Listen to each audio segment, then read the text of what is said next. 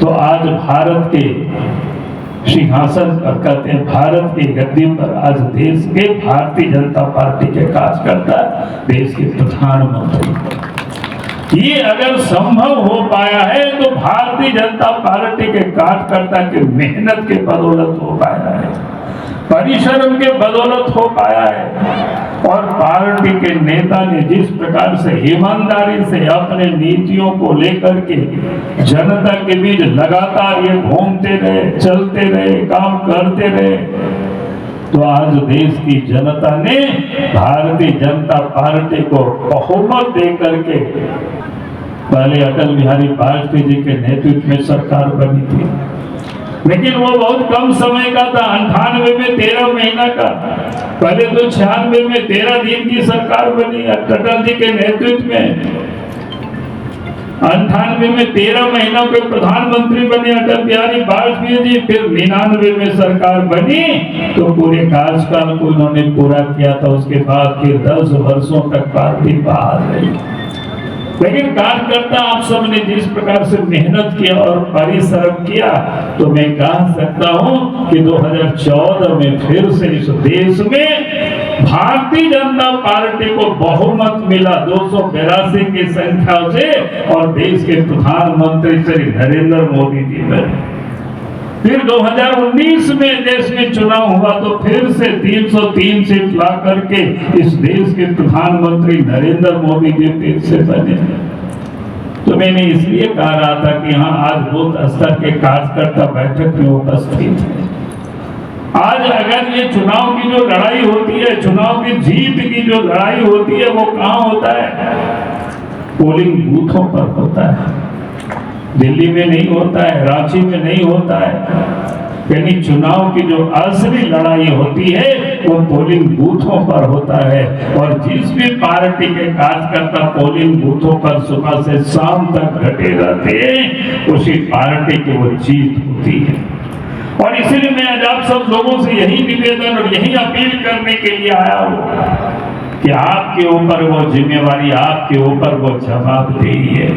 Bharatiya Janata party का एक स्थापना दिवस है, यानी 6 अप्रैल 1980 को भारतीय जनता पार्टी का गठन हुआ था। वैसे भारतीय जनता पार्टी की यात्रा तो 1951 से ही प्रारंभ हुई है, लेकिन उस समय जनसंघ के रूप में पार्टी काम करती थी। और जब इमरजेंसी लगा तो जनता पार्टी बन गया। तो भारतीय जनता पार्टी ने इस देश की लोकतंत्र को बचाने के लिए पार्टी को भी विसर्जित किया और जनता पार्टी में समाहित किया। और उसके बाद भी उस सब के परिणाम आप सबको पता है। लेकिन 1980 के बाद जिस प्रकार से इस देश के अंदर में भारतीय जनता पार्टी ने 44 वर्षों में जो काम किया, उस समय के काफी यहाँ बैठे हुए सबको पता होगा ही। यानी हम सब ने काफी उतार चढ़ाव देखा है, लेकिन भारतीय जनता पार्टी के कार्यकर्ता ने लगातार, अब याद करिए 80 के बाद 84 में चुनाव हुआ था, भारतीय जनता पार्टी को मात्र 2 सीट की मिला था। और उसमें भी आप सिर्फ आप उसको एक बार आप देख लीजिए कि आपके मतदान केंद्रों पर कितना पिछले बार पोल हुआ था, कितना कुल मतदाता है। अगर आपके यहाँ पोल हुआ 60%, इसका मतलब 40% वोट तो घर में रह गए लोग। इस बार आपको 40% को भी घर से निकालना है, उसकी आपको अभी से प्रयास करना होगा। अभी से आपको देखना होगा कि वो 40% लोग कहाँ छूट गए थे, कहाँ बिछुड़ गए थे। हो सके कोई लोग बाहर कमाने गए होंगे, अभी आप बूथों में जाएंगे, घर घर लोगों के बीच जाएंगे, तो आपको पता कर लेना कि भाई कहाँ लोग गए हुए, कहाँ पर लोग गए। अगर गांव से कोई बाहर गए हुए तो चुनाव में लोग आवे, तो इसके लिए अभी से आपको प्रयास करना होगा कि भाई 13 मई को चुनाव है, 12 मई को लोग आ जाए, 11 मई को लोग आ जाए, घर परिवार से भी मिल लेंगे और मतदान करके यहाँ से वापस चले जाएंगे 14-15 तारीख को। तो इसलिए मैंने आप सब लोगों से कहा कि इन लोगों को आप देखना है कि एक एक वोट से आपको संपर्क करना है, एक एक परिवार से संपर्क करना है, और आपको 90%, 99%, 100% पोल कराना, इसको आपको सुनिश्चित करना है। क्योंकि वोट आपके लिए वहां पड़ा हुआ है, सिर्फ इतना ही है, आपको थोड़ा सा मेहनत करना। अगर आप थोड़ा सा आपने मेहनत कर दिया तो जो हम लोग कह रहे हैं कि आपने जो संकल्प किया है 2 लाख वोट यहाँ से लाने की, तो वो कोई बहुत कठिन नहीं होगी। उस 2 लाख वोट को आप निश्चित रूप से ले आएंगे और रिकॉर्ड मतों से पलामू लोकसभा को हम सब लोग जीतेंगे। यही करने के लिए, यही निवेदन, यही अपील करने के लिए आया हूँ। दूसरा, तीसरा जो बड़ा क्षेत्र है, आदिवासी का क्षेत्र है, दलितों का क्षेत्र है, वहां बहुत सारे लोग छीना झपटी करेंगे वोटरों की, लेकिन आप उनके बीच विचार। देश के प्रधानमंत्री नरेंद्र मोदी जी ने जिस प्रकार से गरीबों के लिए काम किया, आदिवासियों के लिए काम किया, दलितों के लिए काम किया है, आज तक किसी भी प्रधानमंत्री ने गरीबों की चिंता नहीं की है। और इसलिए मैं आप सब लोगों से यही कहने के लिए आया हूँ। इतना ही नहीं, गरीबों के लिए बहुत सारे काम किया। मैं उस कामों को अगर आप सब भी जानते होंगे, अगर थोड़ी थोड़ी में आप सबको इस पलामू लोकसभा क्षेत्र जीतना है, यही मैं निवेदन, यही मैं अपील करने के लिए आज आपके बीच में आया। आप याद करिए, मैं कल पूछ रहा था कि पिछले दफे कितना मतदान, कितना वोट से हम सब लोग जीते, कितना वोट बीजेपी को मिला। तो 63% वोट पिछले चुनाव में पलामू लोकसभा क्षेत्र से लोगों ने कमल निशान पर वोट डाला है। तो इस बार पार्टी ने तय किया कि हमें हर लोकसभा क्षेत्र में कम से कम 10% वोट हमें बढ़ानी है। 10% वोट बढ़ाने का मतलब 63% तो पिछले बार मिला है। इस बार अगर इस लोकसभा में हम लोग 10% वोट को बढ़ा दिया तो 73% वोट मिलता है। तो ये संभव होगा कि नहीं होगा, बताइए आप सब लोग, क्योंकि आप सब लोगों को इस काम को संभव करना है। इस बार की चुनाव में हमें 63% से बढ़ाना है, 73% वोट लेना है। और उसी का भी आपको बताया कि पिछले बार शायद 100 कितना 1 लाख इस विधानसभा में, पिछले बार इस विधानसभा में आपका 1,56,000 वोट मिला था। तो इस बार कितना बढ़ाना है? 44,000 वोट, यानी 2 लाख वोट यहाँ लाना है, इसको लक्ष्य बनाना। और 2 लाख आप इस नगर भावनापुर विधानसभा से आप सब लोग वोट, ये संभव है, कोई दिक्कत नहीं है, आप सब लोग ये सब कर सकते हो। और इसी करने के लिए मैं आज आपके बीच में आया। आप सोचे होंगे कहां से आएगा, लेकिन आसान तरीका है। मैं सबको कहता हूं कि इसको थोड़ा सा आप सब लोग अपना अपना बूथ को और पिछले बार चुनाव की परिणाम को देख लेंगे, क्योंकि आपके पास बूथ लिस्ट पहुंच गया होगा, पिछले का चुनाव परिणाम का भी वो पहुंच गया होगा कि आपको कितना वोट मिला था, कितना वोट है आपके मतदान केंद्र पर।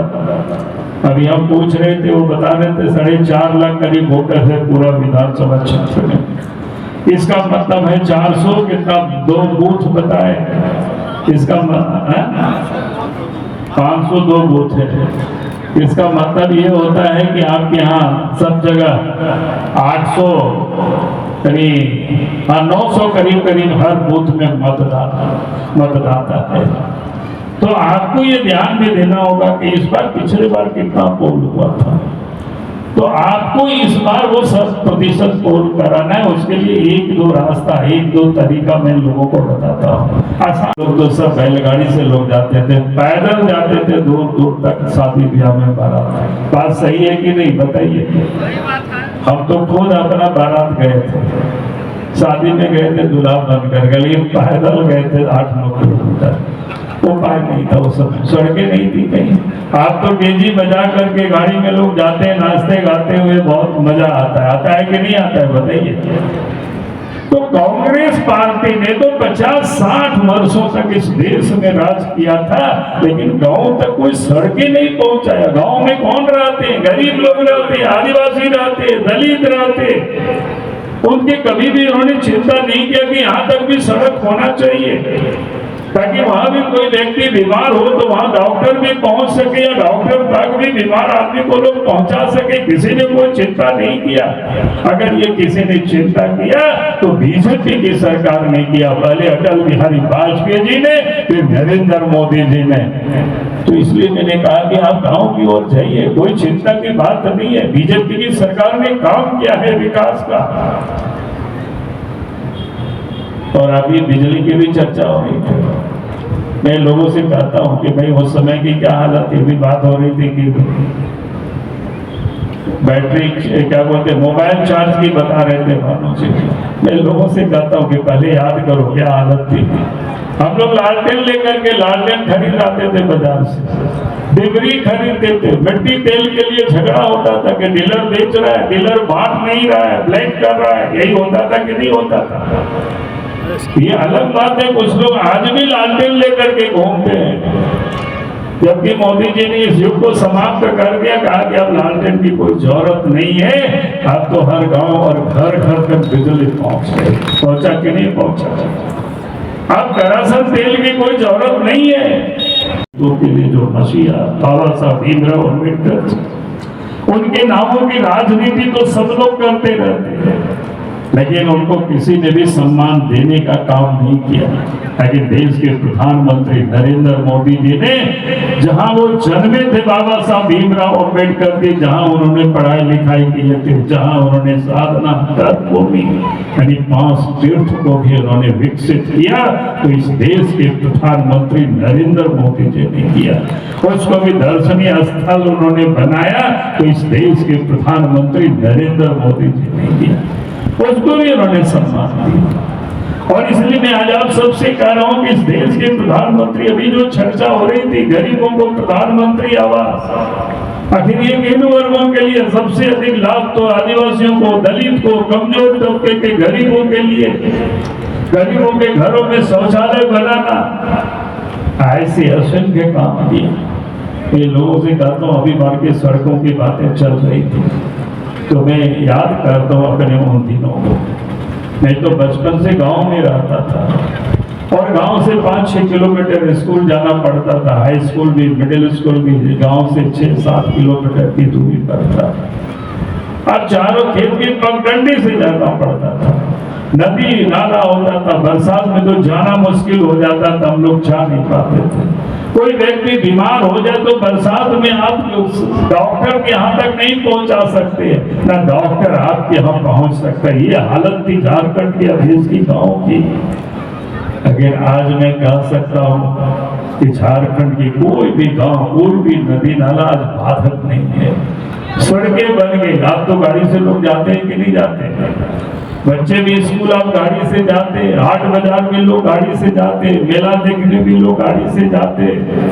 अब तो शादी ब्याह भी होता है तो सब गाड़ी से लोग जाते, नहीं तो पहले आते थे स्टॉक में। आप तो गैस कनेक्शन भी घर घर पहुंचाती है। तो इसलिए मैं लोगों से कहता हूँ कि इस प्रकार से नरेंद्र मोदी जी ने, जो गरीब कभी सोच नहीं सकता था कि हमारे घर में भी बिजली जलेगी, उनके घरों तक भी उन्होंने बिजली पहुंचा दिया। जो गरीब सोच नहीं सकता था कि यहाँ गरीबों के घरों में भी गैस कनेक्शन होगा, गैस की चूल्हा होगा, आज वहां भी पहुंचा दिया।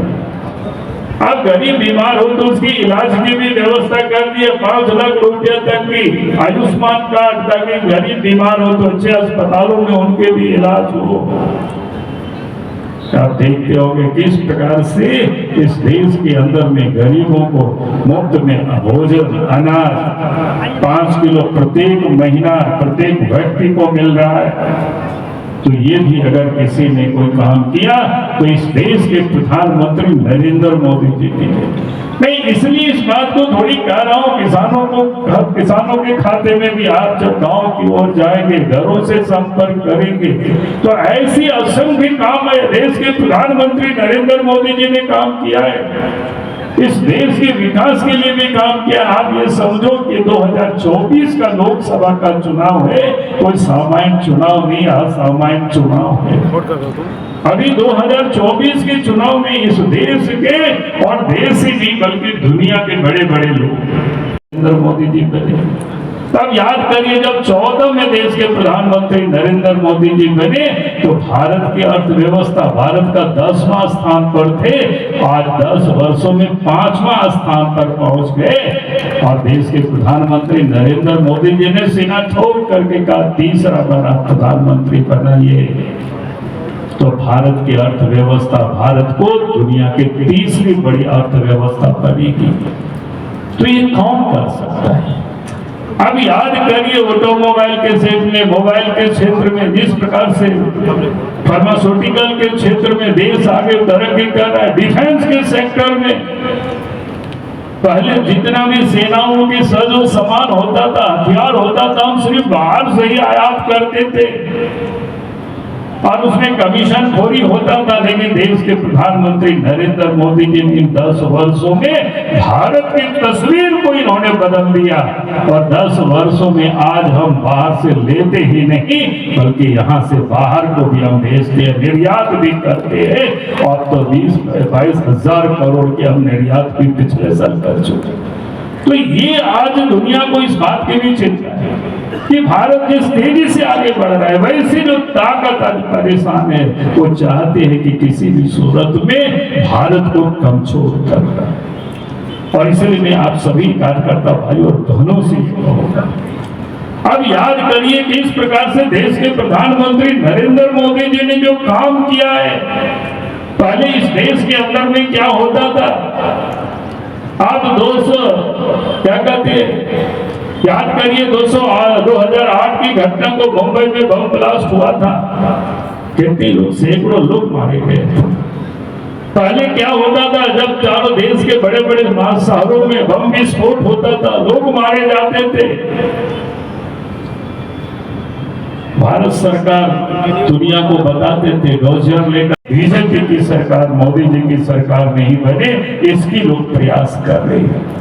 और इसीलिए मैं आप सभी कार्यकर्ता भाइयों और बहनों से मैं यही कहने के लिए आया हूँ, चाहे वो लोग जितने भी ताकत लगा ले, हमें इतना ताकत इस बार लगानी है, इस देश में नए रिकॉर्ड भी कायम करना है। जैसे हम सब लोग नारा लगाते 400 पार की, तो इस बार इस देश की जनता ने भी ठाना है कि दुनिया चाहे कितनों ताकत लगा ले, तो यहाँ के दलाल लोग जितनी ताकत लगा ले, लेकिन अब देश की जनता ने समझा है कि हमारे देश के लिए कौन चिंता करने वाला है।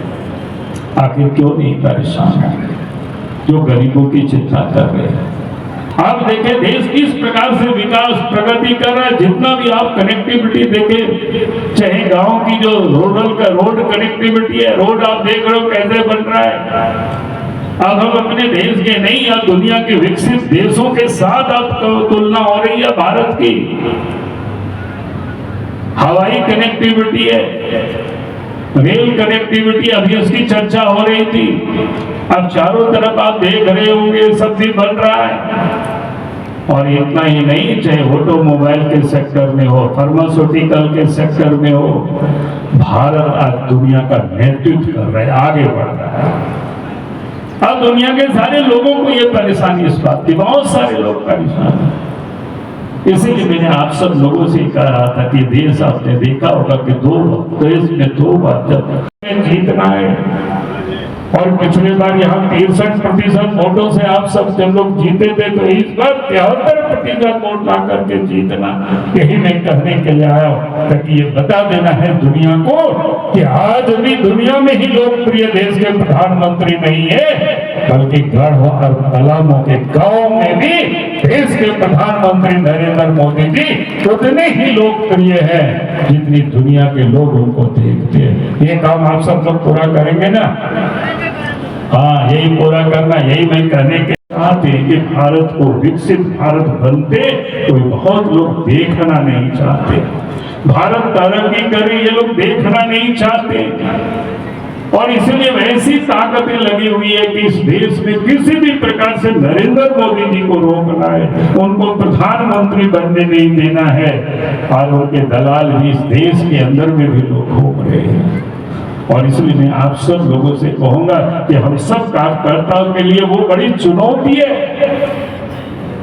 आखिर ये देश के दुनिया के जो कि इस देश के प्रधानमंत्री आज दुनिया में सबसे लोकप्रिय लीडर है, उनको चिंता होती है कि भारत के प्रधानमंत्री अकेले संसार में इस धरती में इतना लोग ये क्यों। तो स्वाभाविक है, आप गांव घरों में जानते होंगे, जो व्यक्ति तरक्की करता है, प्रगति करता है, तो बहुत सारे लोगों को इससे जलन होता है। तो देश के प्रधानमंत्री से भी ऐसे कई लोगों को तकलीफ है, कई लोगों को कष्ट है, और उनके दलाल देश में घूम घूम करके आज अगर आप जांच नहीं कराएंगे, आने वाले कल उसकी जांच होगी। अगर आज आप उन अपराधियों को बचाने की कोशिश करेंगे तो आने वाला समय में आपके लिए भी हटवार जेल होगा, फिर आपको कोई बचा नहीं सकता। तो आज किस प्रकार से इस राज्य में हेमंत सोरेन ने क्या किया, जयमंत की सरकार ने क्या किया, चंपा सोरेन अभी क्या कर रहे हैं, आप सबको पता है भाई। यहाँ तो जमीन तो क्या कहते हैं, नदी के बालू को भी बचने नहीं दिया।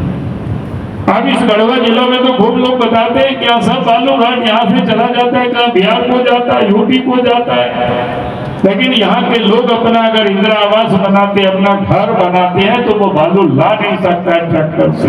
जो 1000-2000 रुपया में पहले मिलता था, वो 8-10 हजार रुपया खर्च करना पड़ता है, तब उतना बालू मिलता है। बात सही है कि नहीं है, बताइए। ये हालत है इस प्रदेश की। क्योंकि इलीगल काम होता है तो पैसा किसके खजाने में, तिजोरी में जाता है, मंत्री के तिजोरी में जाता है।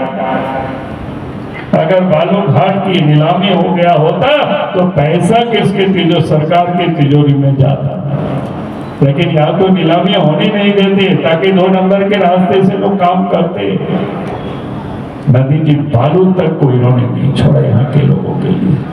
पत्थर को इन्होंने लूटा, कोयला को इन्होंने लूटा, लोहा को इन्होंने लूटा, यहाँ तक कि अगर कहीं जमीन भी पड़ा हुआ है तो उसको भी लोगों ने लूटा है। यानी आज के तारीख में मैं कह सकता हूं कि झारखंड सरकार में बैठे हुए अधिकांश लोगों के पास और हेमंत सोरेन के पास तो रांची से लेकर के दुर्गा यानी पूरा झारखंड में सब जगह जमीन है, जमीन। पता नहीं, लोग बताते 150 का तो हमारे पास ही लोगों ने ला करके दिया है। कभी कभी सोचते क्या करें। और सरकारी जमीन को भी, घर मजूरा जमीन को भी ये लोगों ने कागज बना करके फ्लॉटिंग करके बेचा है लोगों ने। और जिसके आरोप में आज इन जेल में लोग बंद हैं। और इतना से भी इन लोगों की तिजोरी नहीं भर रहा था तो इस राज्य के नौजवान जो गरीब बेचारा तो अपने माड़ भात खा करके पढ़ता है, उनको ये उम्मीद होती है पढ़ लिख करके कंपटीशन में पास कर जाएंगे तो सरकारी नौकरी मिलेगी। लेकिन झारखंड सरकार ने तो उस नौकरी को भी बेचने का काम कर रहे हैं। पिछले दिनों आपने देखा 2 एग्जाम हुआ, पेपर पहले ही लीक हो जाता है। आज उनका एडमिट कार्ड कहाँ मिलता है बच्चों का? हेमंत सोरेन के मित्र विनोद सिंह, उसके घर में मिलता है। भाई वो कोई जेसीसी का दफ्तर वो नहीं था, उनके मोबाइल में मिलता है, वो उसके कोई मेंबर नहीं थे। हेमंत सोरेन के दोस्त हो सकते हैं, जेसीसी का वो मेंबर नहीं था कि वहां क्यों था एडमिट कार्ड। इससे बड़ा और प्रमाण क्या हो सकता है? और इसलिए मैंने आप सब आप देख रहे होंगे ऐसा सारे लोग मिलकर के इकट्ठे हो गए कि नहीं भाई बीजेपी को नहीं जीतने देना, मोदी जी को प्रधानमंत्री नहीं बनने देना है। तो हमें इस चुनौती को स्वीकार करना है कि अब जितना भी ताकत लगा दीजिए, पिछले बार जितना वोट से हम लोग जीते हैं उससे कहीं अधिक वोट से इस बार झारखंड भी जीतेंगे। यही आप सब लोग संकल्प लेकर के यहाँ से जाना, यही निवेदन, यही अपील करने के लिए आया था। पिछली बार एनडीए गठबंधन तारीख ये लोग नहीं बताते, कोई सोचा भी नहीं था कि 500 वर्षों से जो संघर्ष था कि अयोध्या में कभी राम जन्मभूमि पर भव्य मंदिर बनेगा, ये कभी किसी ने कोई सोचा भी नहीं था। लेकिन इस देश के प्रधानमंत्री नरेंद्र मोदी जी के कुशल नेतृत्व के कारण कि अयोध्या में प्रभु श्री राम की मंदिर भी बन गया और शिलान्यास से लेकर के उद्घाटन भी हो गया। अब लाखों तीर्थयात्री प्रत्येक महीना, प्रत्येक दिन अब वहां पहुंच रहे हैं। ये कम बड़ी बात नहीं है, ये दूसरे से किसी से संभव नहीं हो पाता। जम्मू कश्मीर में 370 और 35 को समाप्त करना, जब से की स्थापना के काल से हम सब लोग नारा लगाते थे कि एक देश एक विधान, एक देश में दो विधान नहीं चलेगी, दो निशान नहीं चलेंगे, दो प्रधान नहीं चलेंगे। और लगता था कि कोई सब लोग कहते थे कि कभी समाप्त नहीं होगा 370। लेकिन देश के प्रधानमंत्री नरेंद्र मोदी जी ने आपने जब 303 सीटें लेकर के जिताए तो 370 भी समाप्त हो गया, 35 ये भी समाप्त हो गया। और जम्मू कश्मीर को जो विशेष दर्जा प्राप्त था भारत से, वो उसको अलग करते थे, वहां यहाँ का कानून नहीं लागू होता था, आज वहां भी लागू होता है। तो ये देश के प्रधानमंत्री नरेंद्र मोदी जी की कौशलता के कारण ये संभव हो सका। अब जिनको ये नहीं चाहते थे कभी भी ये समाप्त हो, तो वैसे लोग तो आज भी परेशान होंगे। जब भारत से पाकिस्तान बना, बांग्लादेश बना, स्वतंत्र के पूर्व अफगानिस्तान भी भारत में था, वहां जो हिंदू थे उनको प्रताड़ित किए गए, वहां जो माइनॉरिटी थे, धार्मिक माइनॉरिटी, चाहे ईसाई हो, बौद्ध हो, जैन हो, सिख हो, प्रताड़ित करके भारत आए थे, लेकिन उनको नागरिकता नहीं मिल रही थी।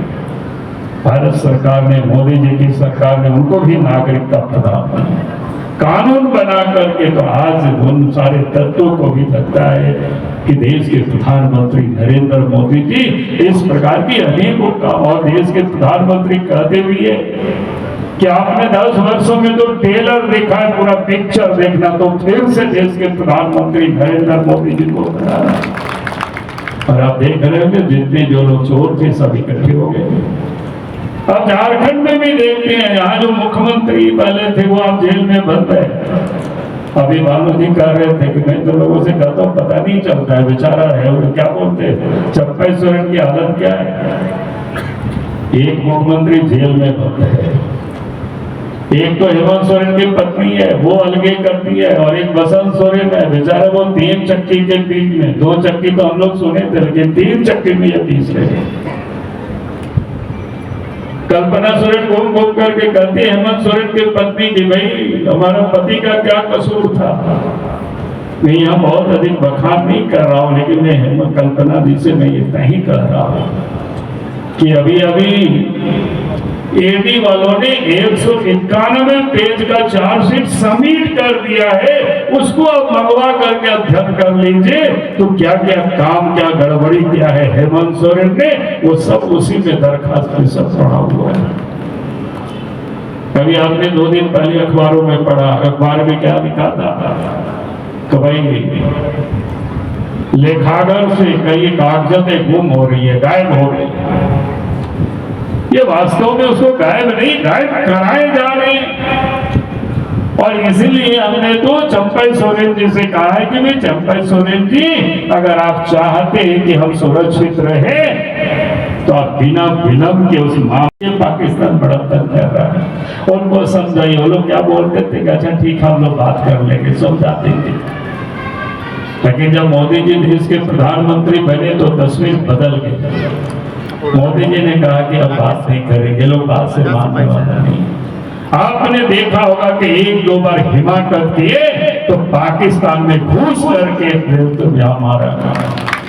दुनिया को भी समझ में आ गया क्या भारत बदल रहा है, भारत वो नहीं है।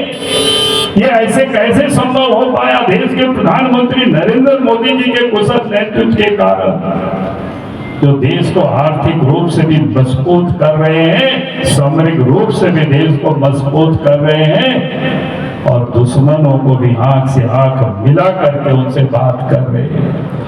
और इसीलिए आज दुनिया के बहुत सारे लोगों को परेशानी है, और उन लोगों ने देश में बहुत सारे ऐसे लोगों को पाल रखा है जो चाहते हैं किसी भी प्रकार से मोदी को रोकना। आपने देखा होगा देश की क्या क्या काम किया इस 10 वर्षों के अंदर में देश के प्रधानमंत्री नरेंद्र मोदी जी ने। हम लोग जय श्री राम के नारा कितना गर्व के साथ करते, नहीं तो पहले क्या होता के इतिहास में सबसे महत्वपूर्ण तारीख। आप सभी जानते हैं कि 6 अप्रैल को ही भारतीय जनता पार्टी की स्थापना हुई थी, और आज से करीब 44 वर्ष पहले स्थापित इस भारतीय जनता पार्टी ने राह में आने वाले रोडों को किस प्रकार से दूर किया और आज जो मुकाम पर भारतीय जनता पार्टी पहुंची है, उस मुकाम पर पहुंचाने के लिए हमारे सामने बैठे भारतीय जनता पार्टी के सारे कार्यकर्तागण, सारे पदाधिकारीगण ही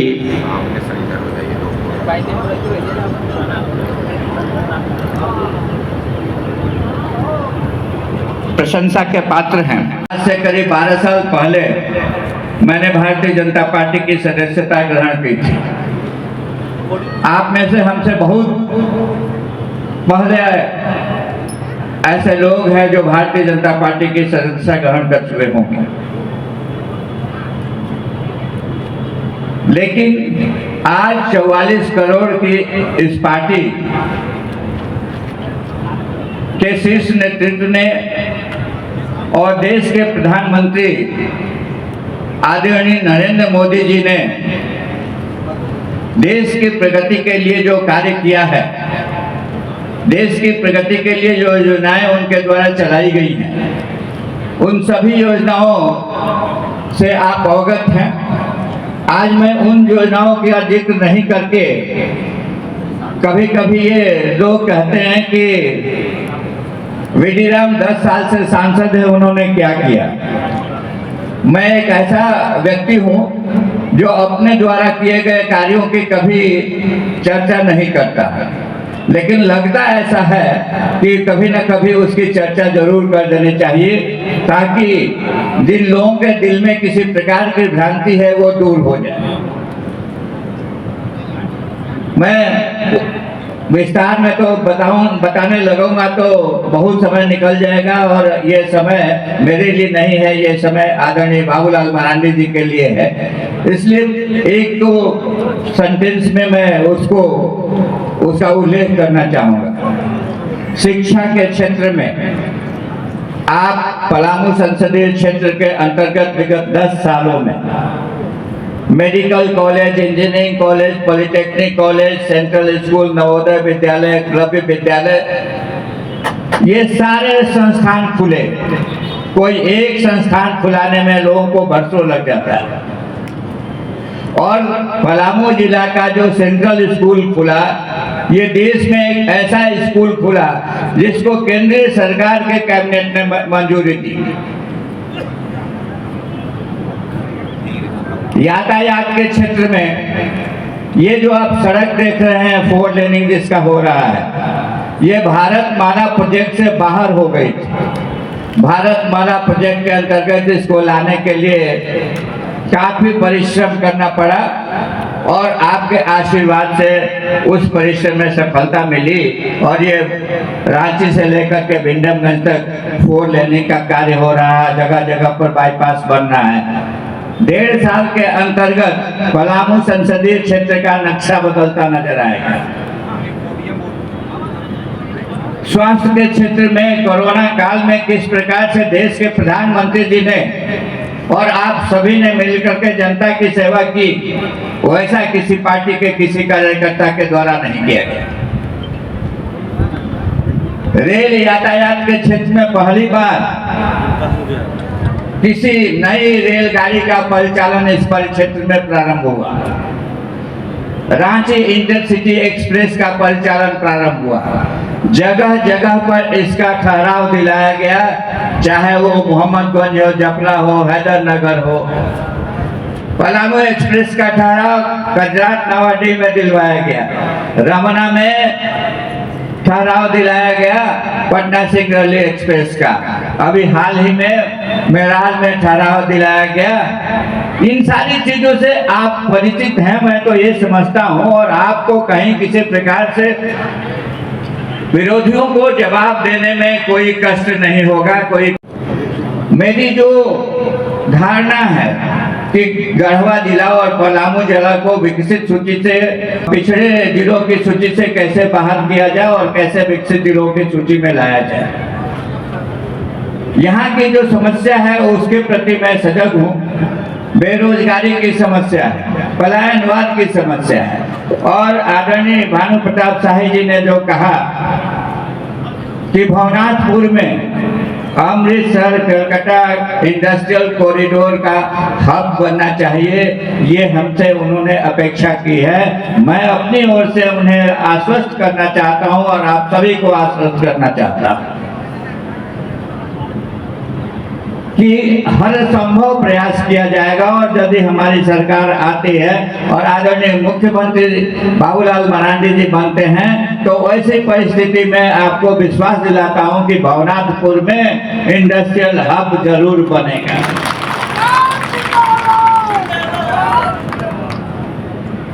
सोन नदी से पानी को लिफ्ट करके या कन्हा नदी से पानी को लिफ्ट करके जो योजना है उस पर 60-70% काम हो चुका है। यही योजना पलामू में अभी जाकर के स्वीकृत हुई है 4 साल 4.5 साल के परिश्रम के बाद, क्योंकि हमारी सरकार चली गई। और इस सरकार को काम धाम से कोई मतलब नहीं है, जनता की अपेक्षाओं से कोई मतलब नहीं है, जनता की आशाओं के अनुरूप काम करने के लिए ये सरकार नहीं बनी है। ये सरकार अपने हितों को साधने के लिए बनी हुई है, और हर दिन किस प्रकार से भ्रष्टाचार में लिप्त है इन सारी बातों को बताने की आवश्यकता नहीं है। मैं मतदान से संबंधित 1-2 बात जरूर कह करके अपनी बात को समाप्त करना चाहूंगा। गत लोकसभा 2019 में देश भर में भारतीय जनता पार्टी के उम्मीदवारों का औसत मतदान 67% था। हमारा मतदान 63% था। 10% मतदान बढ़ाने का आग्रह और अपेक्षा हम सब से देश के आदरणीय यशस्वी प्रधानमंत्री नरेंद्र मोदी जी ने की है।